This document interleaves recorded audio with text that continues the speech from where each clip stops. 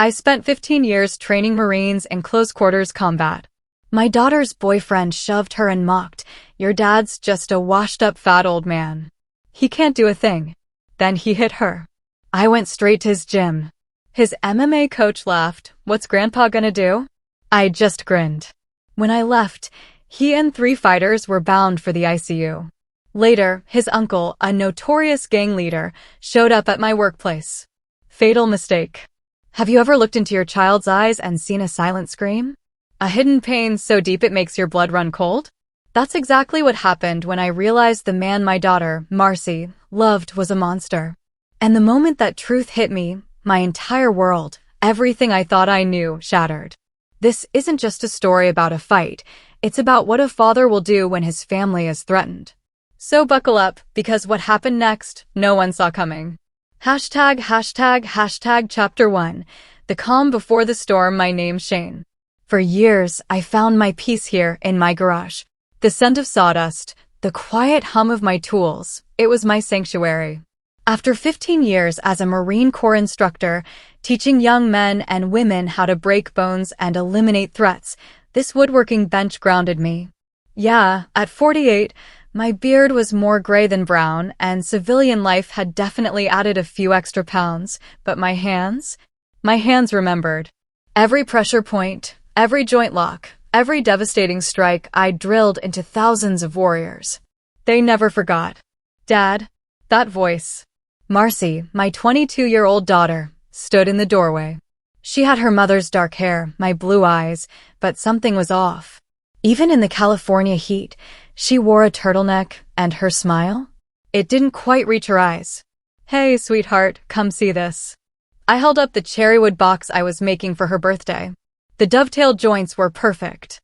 "What do you think?" "It's beautiful," she said, stepping closer. That's when I saw it. The careful way she moved, favoring her left side. My instructor instincts, the ones that kept me alive in Fallujah and Helmand, screamed. Something was wrong. I tried to keep my tone casual. "How's Dustin treating you?" "He's good. Really good." The pause. It was barely half a second, but I heard it. "Actually, we're training together now. He's teaching me some boxing basics." My jaw tightened. Dustin Freeman, 26. A cocky MMA fighter from some strip mall gym called Titan's Forge. They'd been together 4 months, and I disliked him from the first handshake. Too much grip, too much eye contact, the kind of insecure dominance display that just screamed overcompensation. "Marcy," I said, putting my tools down. "If anything's wrong, nothing's wrong, Dad. I'm not a kid anymore." She kissed my cheek, a quick escape. "Mom needs help with dinner." And she was gone before I could push. That evening, the silence at the dinner table was deafening. Marcy's empty chair sat between Lisa, my wife, and me. Lisa, a trauma nurse at County General, had that same worried crease between her eyebrows. "She's covering bruises," Lisa said quietly, her voice barely a whisper. I saw them yesterday when I stopped by her apartment. Finger marks on her upper arm. My knuckles went white around my fork. I felt a primal roar building in my chest. "She denied it," Lisa continued, her voice cracking. "Said she bumped into a door frame during a workout." She looked at me, her eyes pleading. "Shane, I've seen enough domestic violence victims to know the difference between an accident and an assault." The old warrior in me wanted to drive to Dustin's gym right then, tear the place apart, and snap him in half. But 15 years of tactical training had taught me patience. You don't win fights by charging in blind. You gather intelligence. You wait for the right moment. You strike when their guard is down. "I'll handle it," I said, the words a low rumble. "Legally, Shane," Lisa pleaded, her eyes fixed on mine. I met her gaze and said nothing. Some promises I just couldn't make. #### Chapter 2. Gathering storms. 2 weeks crawled by, each day a slow torture. I watched. I waited. My force recon surveillance training kicked in. I drove past Titan's Forge 3 times, memorizing the layout, the daily patterns, the faces. Dustin's coach was a loudmouth named Perry Cox, 40-something, shaved head, neck tattoos, the kind of trainer who confused brutality with discipline. I also made calls. My old Marine buddy, Gabriel Stevenson, now a PI in San Diego, ran a background check. Your daughter's boyfriend is dirty, brother, Gabriel reported over the phone. 3 assault charges that got pleaded down. Restraining order from an ex-girlfriend. And here's the kicker. His uncle is Royce Clark. My blood ran cold. Royce Clark. He ran the Southside Vipers, a gang that controlled drug distribution and underground fighting circuits across 3 counties. These weren't street-level punks. These were organized criminals with legitimate business fronts and dirty cops on their payroll. Freeman's their prize fighter, Gabriel continued. They use him in illegal prize fights, betting hundreds of thousands. He loses, people die. He's psychotic in the ring, Shane.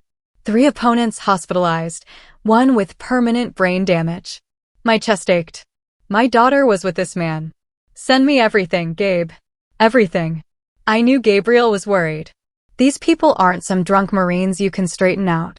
That night, Lisa tried to draw Marcy out. But Marcy just picked at her food, jumped when her phone buzzed, checked it constantly with barely concealed fear. It broke my heart. After dinner, I walked Marcy to her car, my heart pounding. Baby girl, I know what's happening. Her eyes immediately filled with tears. Dad, please don't. Has he hit you? I asked, my voice raw. It's complicated. He gets stressed with training, with his uncle's expectations. It's not always, has he hit you? I pressed, refusing to let her dodge. The tears spilled over then. He says he loves me. He apologizes every time. He's under so much pressure from his family. I pulled her into a hug, feeling her shake against me. The anger that had been simmering for weeks finally boiled over. This ends now. Dad, you don't understand. His uncle. Dustin said if I leave, Royce will hurt you. Hurt our family. They're connected, Dad. Police, judges, everyone. Let me worry about that, I said, stroking her hair, just like I did when she was little and scared of thunderstorms. Promise me you won't do anything stupid. I promise I'll fix this.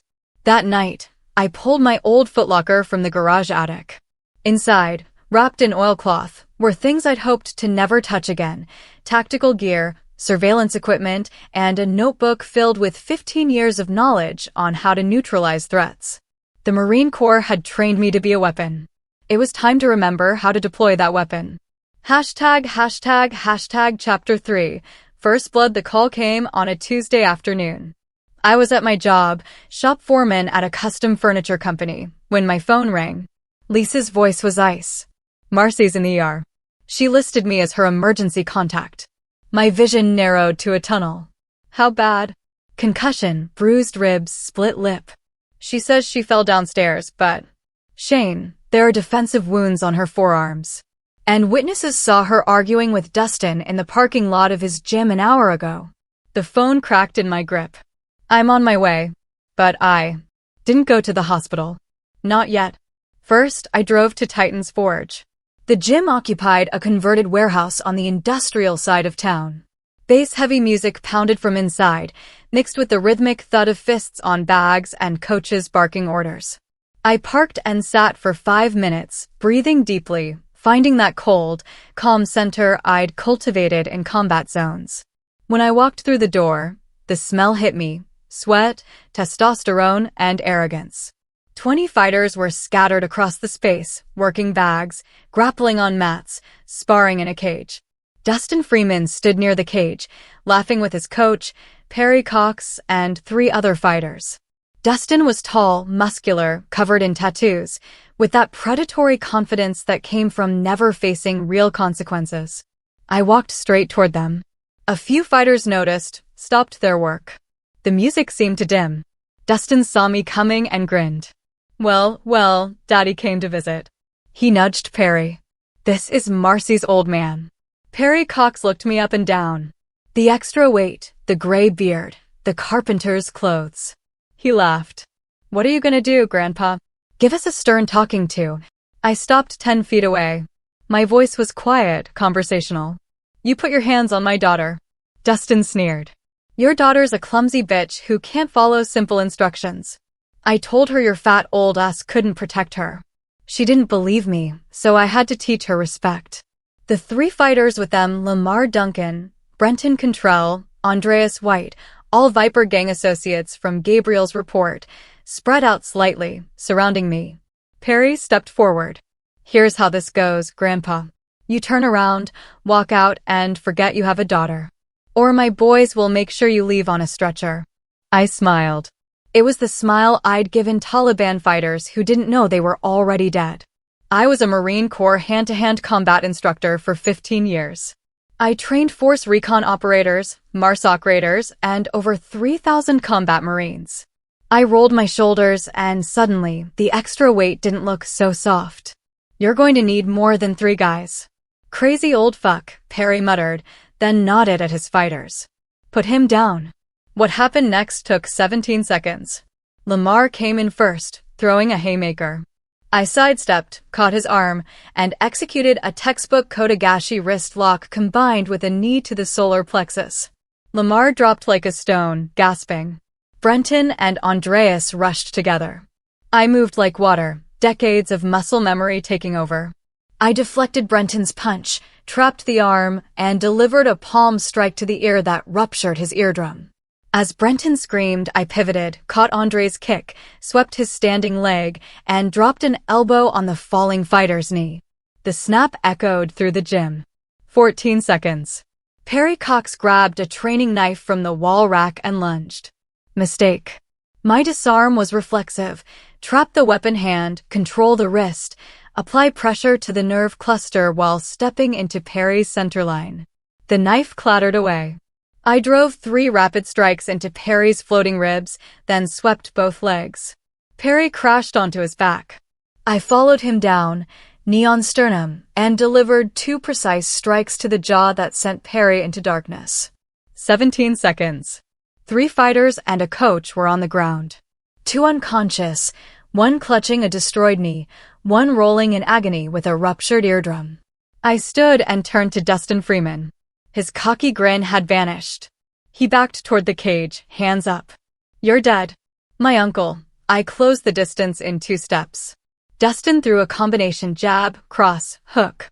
I parried each strike, then delivered a front kick to the solar plexus that sent Dustin stumbling backward into the cage wall.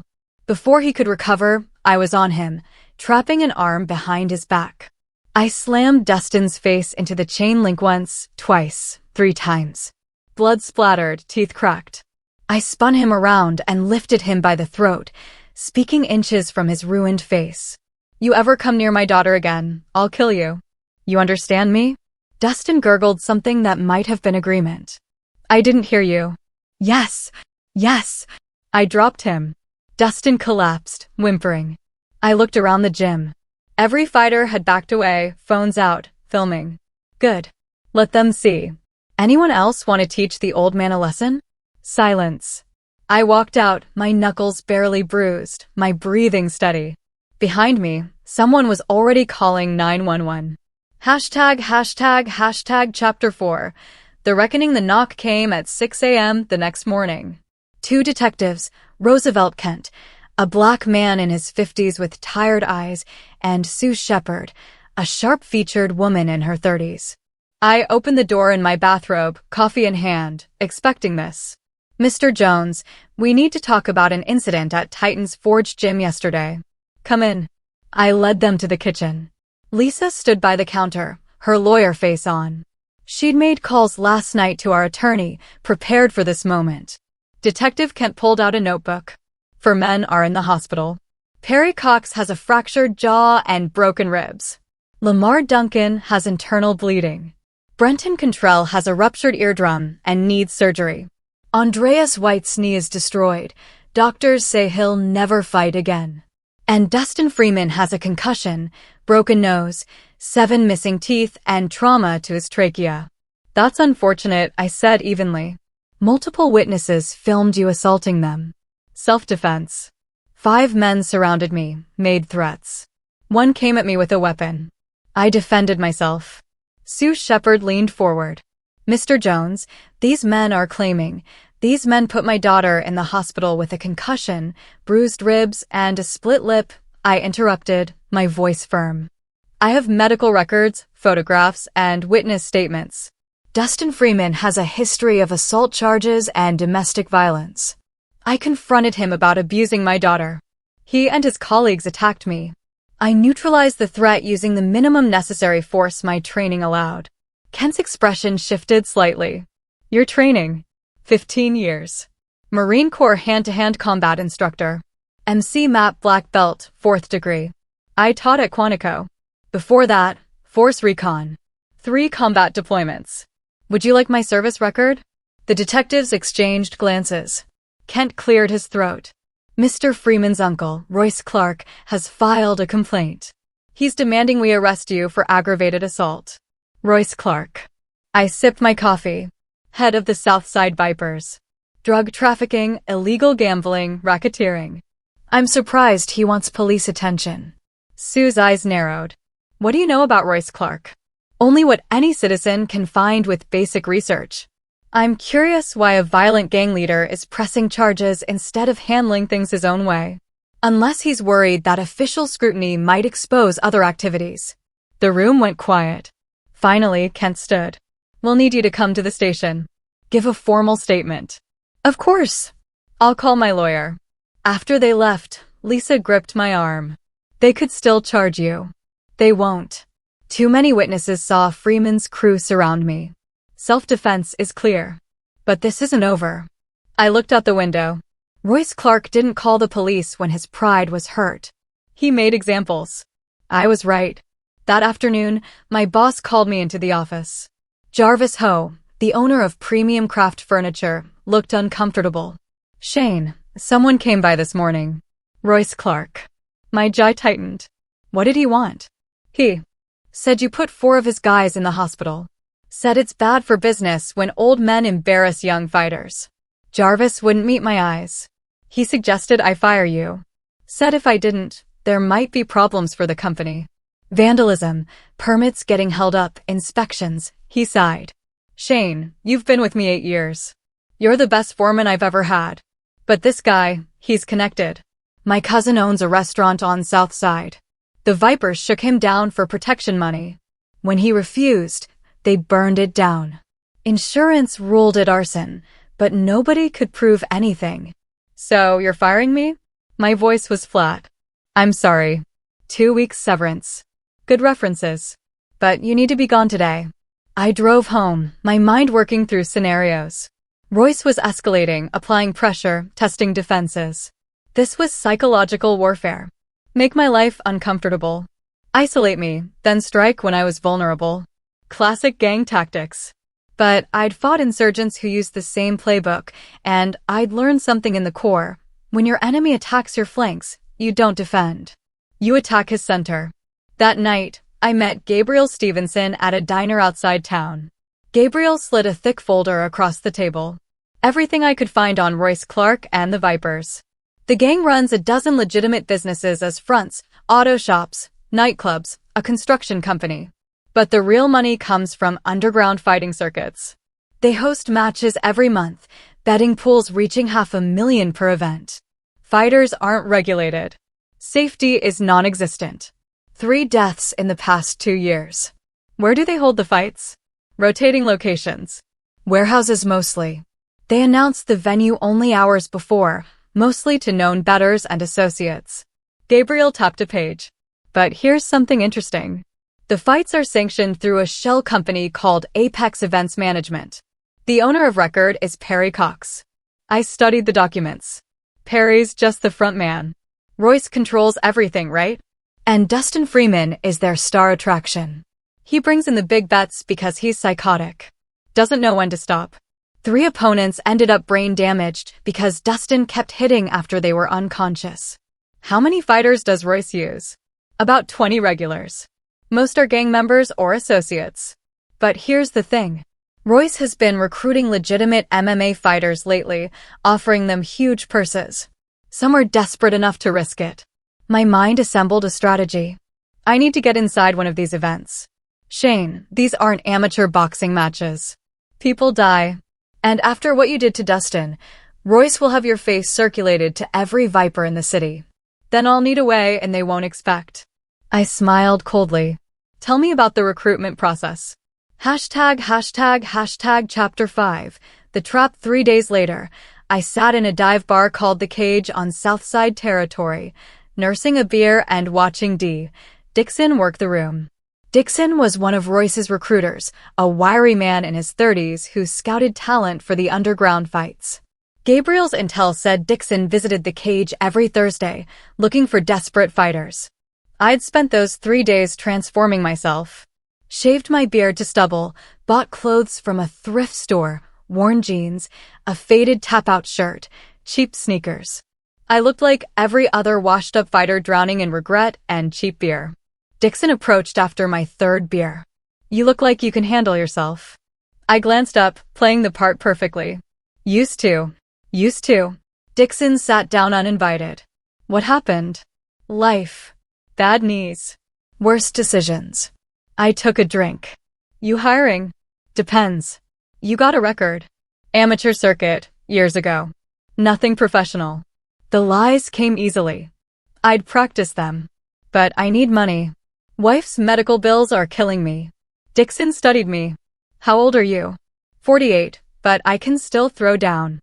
We've got a fight coming up. $5,000 for showing up. 20 if you win. Interested? Hell yes. It's not sanctioned. You understand what that means.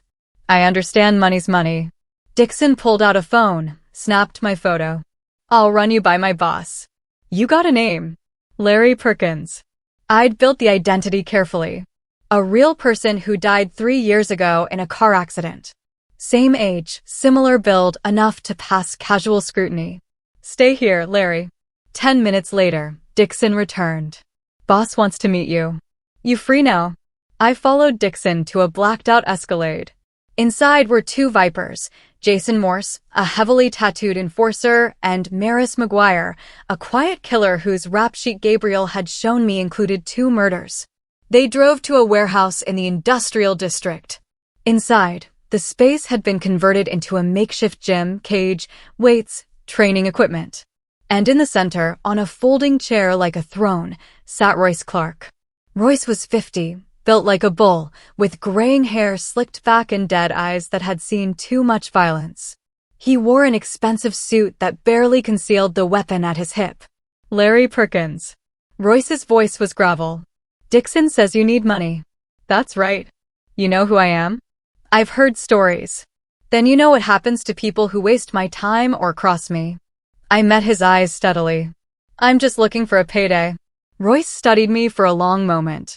You look familiar. My pulse remained steady. Years of controlling physiological responses in interrogation training. I've got one of those faces. Strip. I didn't hesitate. I removed my shirt, revealing the extra weight I carried, but also the underlying muscle definition. Old scars from combat marked my torso, shrapnel, knife wound, bullet graze. They told a story Royce could read. Military. Marines. Long time ago. Royce stood, walked around me. What did you do? Infantry. Did my time. Got out. Bullshit. Those scars aren't from standing guard duty. Royce poked at a knife scar. You saw action. Yeah, Iraq and Afghanistan. And now you need money bad enough to fight in my cage.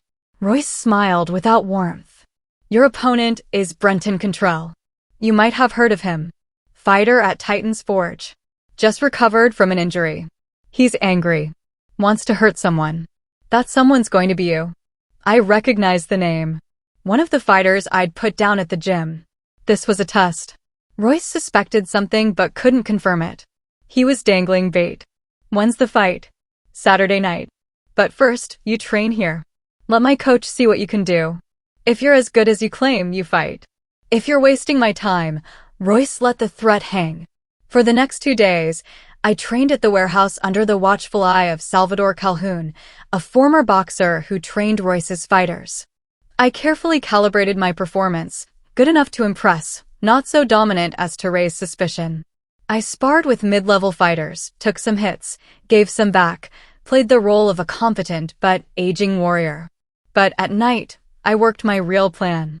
Using the access I'd gained, I planted surveillance equipment around the warehouse, tiny cameras in light fixtures, audio bugs in the office where Royce conducted business. I photographed documents, memorized faces, built a comprehensive picture of the Viper organization. Gabriel had connected me with Linda Kane, an FBI agent who'd been trying to build a case against Royce for 3 years. I fed her everything, evidence of illegal gambling, racketeering, assault. But they needed more. They needed proof of the fights, the betting, the whole operation.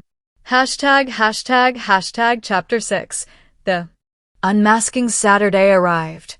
By evening, I stood in a converted warehouse on the docks, surrounded by 300 people, gang members, gamblers, dealers, dirty cops, wealthy thrill seekers. Money changed hands in thick stacks. The air reeked of sweat, smoke, and blood.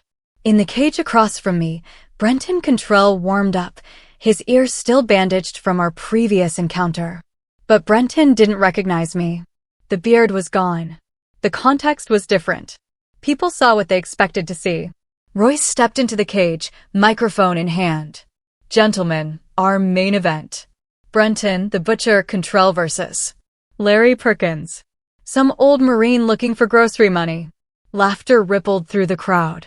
Brenton's gonna make this quick and painful. The bell rang. Brenton came out aggressive, throwing heavy combinations. I moved defensively, circling, absorbing strikes on my forearms, playing the overmatched underdog. The crowd jeered. Royce watched from ringside, his expression bored.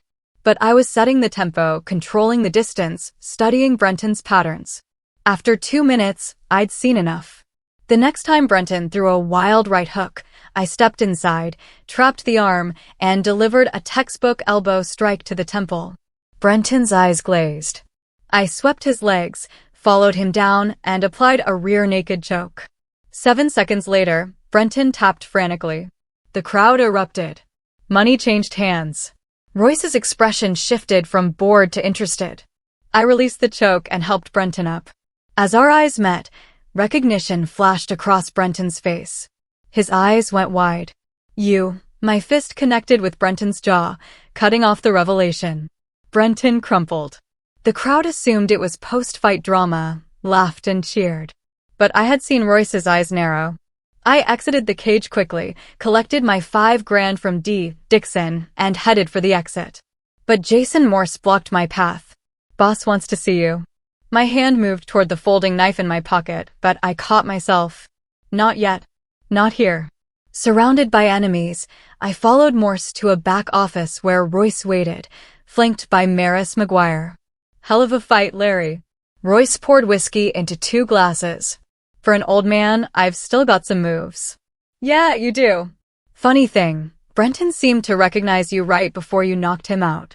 People mistake me for other people sometimes. Royce slid a photograph across the desk. My stomach dropped. It was a security camera still from Titan's Forge, showing me mid-fight with Lamar Duncan. This is from my nephew's gym. 2 weeks ago, some asshole walked in and hospitalized 4 of my guys, including Brenton. Royce tapped the photo. This asshole looks a lot like you. Except he had a beard. The room went silent. Maris's hand moved toward his waistband. I calculated angles, distances, exits. I was outgunned, but not outmatched. My nephew Dustin is still eating through a straw because of this guy, Royce continued. You know what I do to people who hurt my family? I imagine you make them disappear. Exactly. Royce leaned back. So, here's my problem, Larry. Or should I call you Shane Jones? See, I did my homework after Dixon sent me your photo. Took a while to connect the dots, but facial recognition software is amazing these days. Shane Jones, formerly Gunnery Sergeant Shane Jones. MC Map instructor at Quantico. Force Recon before that. Quite a resume. I said nothing. You came into my operation under false pretenses. You humiliated my nephew and my fighters. You cost me money and respect. Royce's voice hardened. That requires consequences. Then why am I still breathing? Royce smiled. Because I'm a businessman. You're a talented fighter and you've got skills I can use. So here's the deal. You fight for me. Exclusive contract, 20 fights, $50,000 each. You win, you make $1 million, and we forget about Dustin. And then came the cold, hard reality check. And if I refuse? Your wife, Lisa, works at County General, Night shift on Thursdays. Your daughter, Marcy, lives alone in that apartment on Maple Street. Accidents happen, Shane. Terrible, random accidents. There it was. The threat I'd been expecting. My face remained neutral, but my mind raced. This was the moment of decision. I need time to think. You've got 60 seconds. I stood, walked to the window, my back to them. I could see my reflection in the glass. A tired man, carrying too much weight, too many years. But underneath, the warrior remained. And warriors didn't negotiate with terrorists. Okay, I said, turning back. I'll fight for you. Royce's laugh was genuine. Smart man. Welcome to the team. They shook hands. Royce's grip was crushing, a dominance display. I matched it, then exceeded it, squeezing until I felt the bones shift. Royce's smile faltered. One condition, I said. My family doesn't know about this. As far as they're concerned, I'm working construction in Nevada for 6 months. Done. But you live here, train here. I need to know where you are at all times. Fair enough. That night, I moved into a room above the warehouse gym. Royce assigned Dixon to watch me, ensure I didn't run. But I wasn't planning to run. I was planning something far more dangerous. Using the burner phone Gabriel had given me, I texted one word, inside. The next morning, I began my real mission. Training with Royce's fighters, I assessed their skills, identified weaknesses, memorized the operational structure.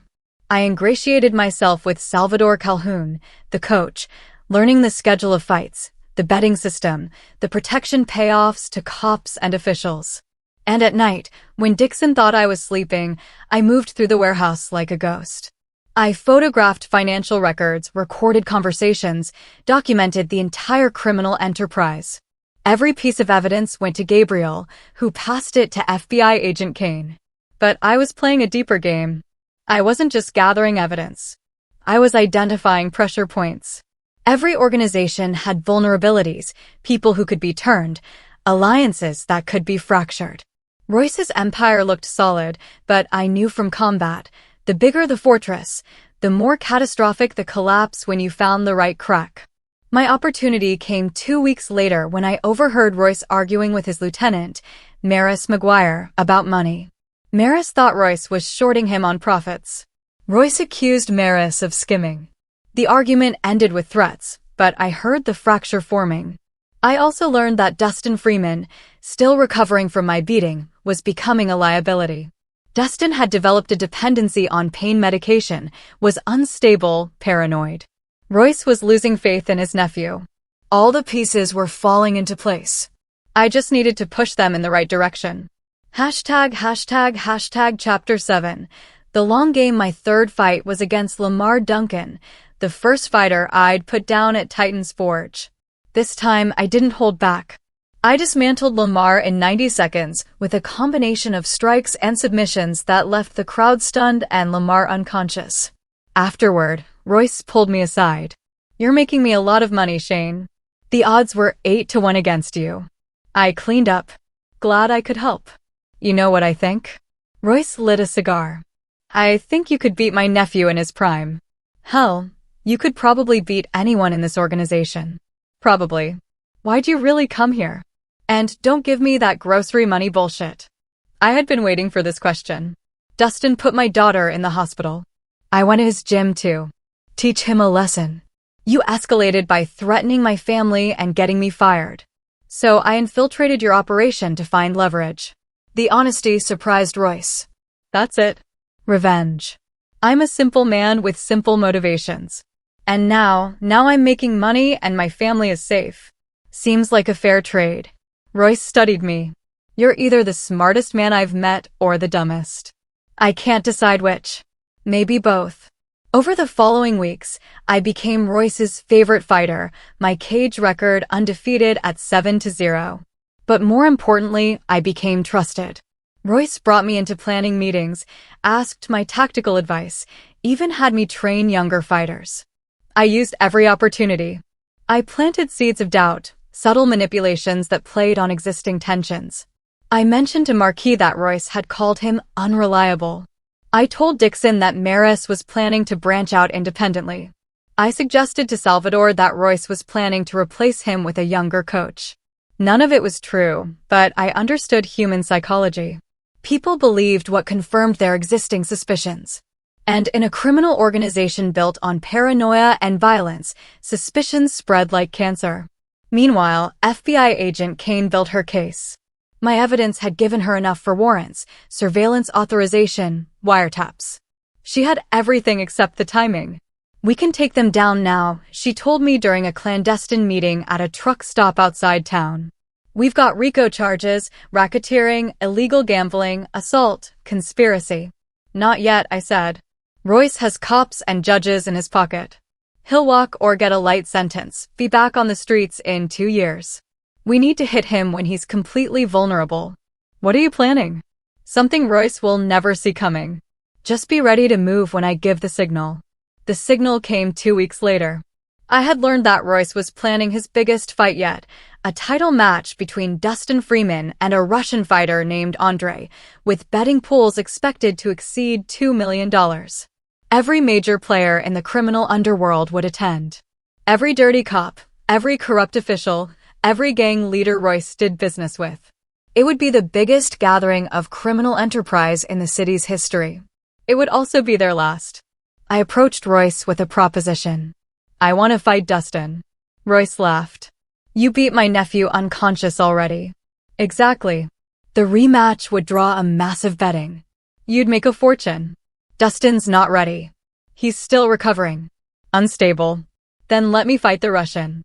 "Andre." Royce's expression shifted to genuine surprise. "You serious?" "Andre is a killer. He's 6 feet 5 inches, 260. Professional heavyweight. He's destroyed everyone we've put against him. I can beat him. You're 50 pounds lighter and 20 years older. I know what I'm doing." Royce considered this. The odds would be astronomical. If I won, Royce would make millions. If I lost, well, Royce would still make money, and he'd be rid of a potential threat. "Okay," Royce said finally. "You fight Andre. But we do it right. Huge promotion, massive betting pool. This will be the event of the year." Perfect. I had 1 month to prepare. During that month, I trained harder than I had in 15 years, shedding weight, sharpening techniques, rebuilding the weapon I'd once been. But I also finalized my other preparations. Gabriel flew in from San Diego with equipment, cameras, recording devices, encrypted communications. Agent Kane positioned FBI tactical teams around the city. Local police, the clean ones who weren't on Royce's payroll, were briefed and put on standby. And I made one final call to my wife. "Lisa, I need you to trust me. On Saturday night, take Marcy and go to your sister's in Oregon. Don't ask questions. Don't tell anyone. Just go." "Shane, what are you doing?" Her voice was laced with fear. "Fixing things. I'll call you when it's over." "I love you, Shane." "I love you, Lisa. Tell Marcy I'm proud of her." I hung up before she could respond. A gut-wrenching decision, but necessary. ####Chapter 8. The architect's design Saturday night arrived like Judgment Day. The warehouse on the docks had been transformed into an arena packed with over 500 people. The betting pool had reached $3 million. Every criminal element in the city was present, drawn by greed and spectacle. I stood in the makeshift locker room, wrapping my hands, when Dustin Freeman entered. Dustin's face had healed poorly. His nose was crooked, gaps where teeth used to be. His eyes held a manic gleam. "I know what you're doing," Dustin slurred. "You think you're clever, infiltrating my uncle's operation, but you're going to die tonight. Andre is going to kill you, and I'm going to watch." I finished wrapping my hands, not even looking at him. "Your uncle's going to prison tonight. You are, too. And the woman you put in the hospital? She's never going to see you again. You have no idea who you're fucking with." "I'm fucking with a coward who hits women and hides behind his uncle.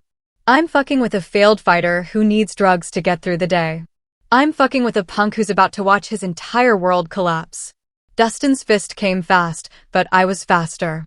I caught his wrist, twisted, and slammed his face first into the locker. "You're going to sit there and stay quiet. Move again, I'll break your arm."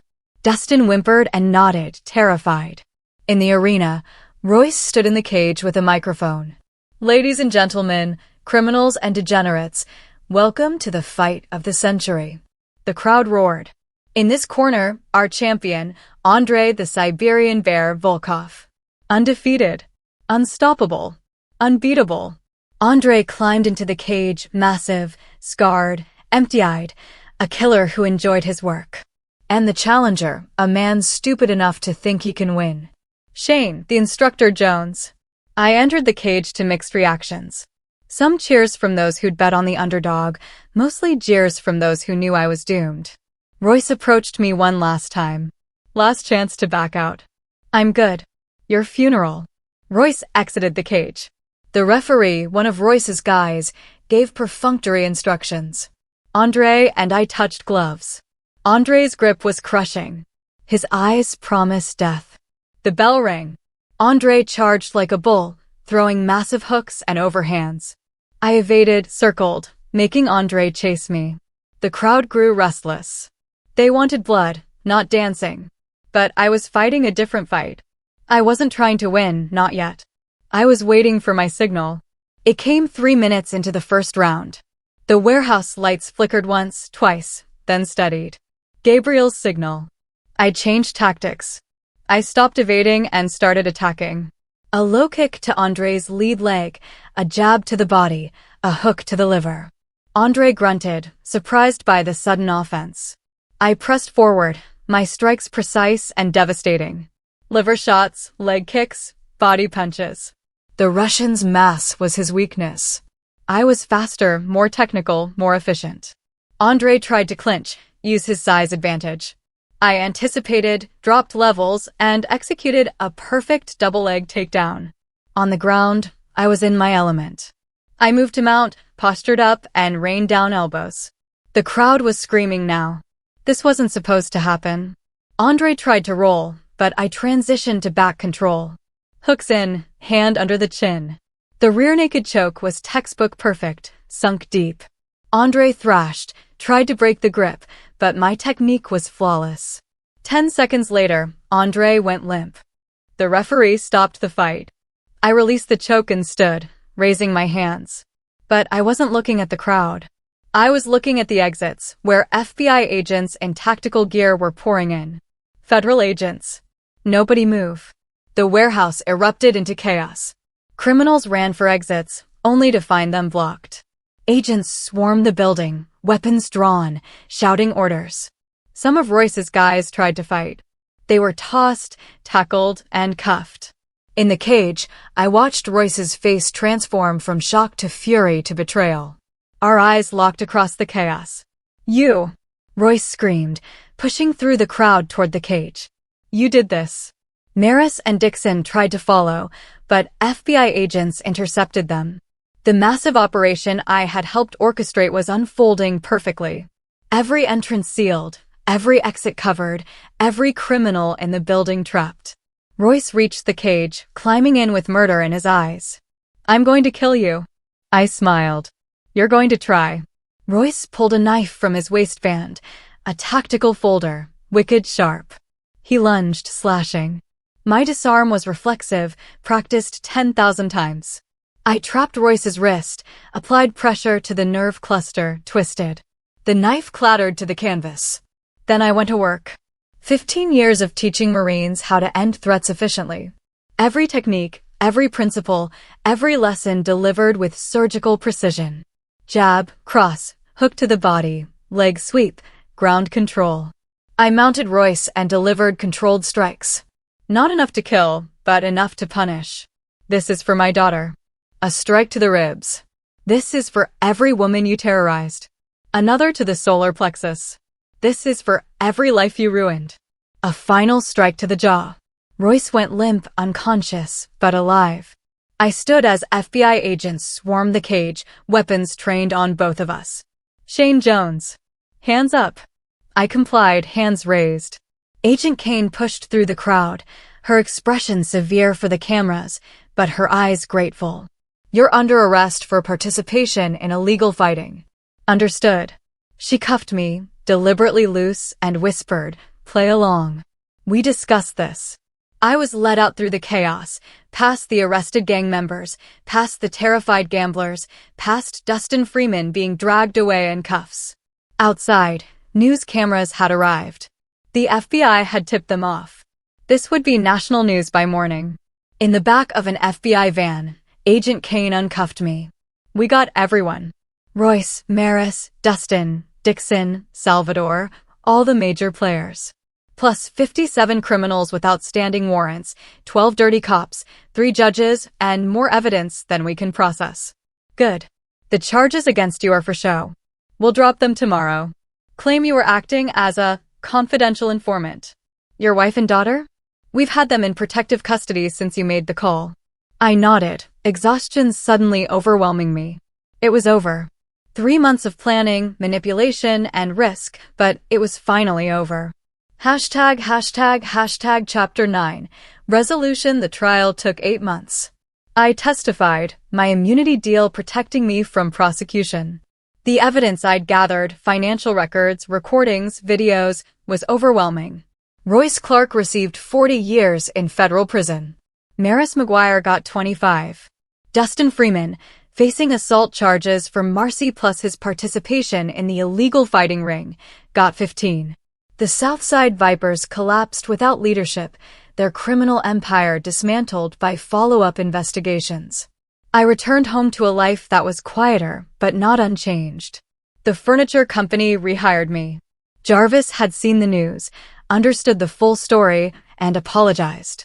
I accepted, but I knew that part of my life felt small now. Marcy had been in therapy, working through the trauma Dustin had inflicted. She was stronger now, cautious, but not broken. Father and daughter had dinner every Sunday, a ritual that helped us both heal. One evening, 3 months after the trial, I sat on my porch with Lisa, watching the sunset. She held my hand, her thumb tracing the scars on my knuckles. "Do you regret it?" she asked. "No, you could have died multiple times." But I didn't. And they're gone. All of them. Was it worth it? I considered this. The months of danger, the lies, the violence, the risk to myself and indirectly to my family. Was justice worth that price? I thought of Marcy's smile at last Sunday's dinner, genuinely happy for the first time in a year. I thought of the other victims who'd testified at trial, finding their voices because I had given them the courage. I thought of the city, slightly safer because one criminal empire had fallen. "Yeah," I said. It was worth it. A car pulled up. Gabriel Stevenson, visiting from San Diego. He joined us on the porch with beers, and we sat in comfortable silence, 3 people who'd gone to war and survived. FBI offered me a consultant position, I mentioned. Teaching hand-to-hand combat to agents, helping with undercover operations. Lisa's hand tightened on mine, and I turned it down. I've had enough of that life. I just want to build furniture, have Sunday dinners with Marcy, and grow old with you. Good answer, she whispered, leaning her head on my shoulder. But I knew myself better than that. Somewhere inside, the warrior remained. Always watching, always ready, always capable. If another Royce Clark emerged, if another Dustin Freeman threatened my family, I'd do it all again. Some men were born to fight. I'd accepted that about myself long ago. "Dad?" I turned to find Marcy standing in the doorway, her boyfriend beside her. A gentle accountant named Noah Cobb, who treated her with respect and kindness. "Hey, sweetheart. Noah and I have some news." She was smiling, beaming. "We're engaged." Lisa squealed and rushed to hug them both. Gabriel offered congratulations. I stood, slowly approached Noah, and extended my hand. "Congratulations, son." Noah shook my hand nervously. "Thank you, sir. I promise I'll treat her right." "I know you will." My grip was firm, but not crushing. But just so we're clear, I was a Marine Corps hand-to-hand combat instructor for 15 years. You've seen the news reports about what happened to the last guy who hurt my daughter. Noah paled slightly. Marcy swatted my arm. "Dad." I grinned. "I'm kidding." "Mostly." I pulled Noah into a hug, clapping him on the back. "Welcome to the family." As they celebrated inside, I stepped back onto the porch alone. The sun had set completely, leaving stars scattered across the dark sky. I thought about the path that had led me here, from the battlefields of Iraq and Afghanistan, through the training halls of Quantico, into the underworld of criminal fighting, and finally, home. The journey had been violent and dangerous, but necessary. Because some things were worth fighting for. Family, justice, the basic human right to live without fear. Shane Jones had been a warrior his entire adult life. He'd fought for his country, trained others to fight, and ultimately fought for the people he loved most. And standing on his porch, surrounded by family and friends, he knew he'd do it all again if needed. But for tonight, the war was over. Tonight, he was just a father celebrating his daughter's happiness. And that was enough. Epilogue 2 years later, I stood in a different role, grandfather. Marcy had given birth to a healthy boy, named after my own father.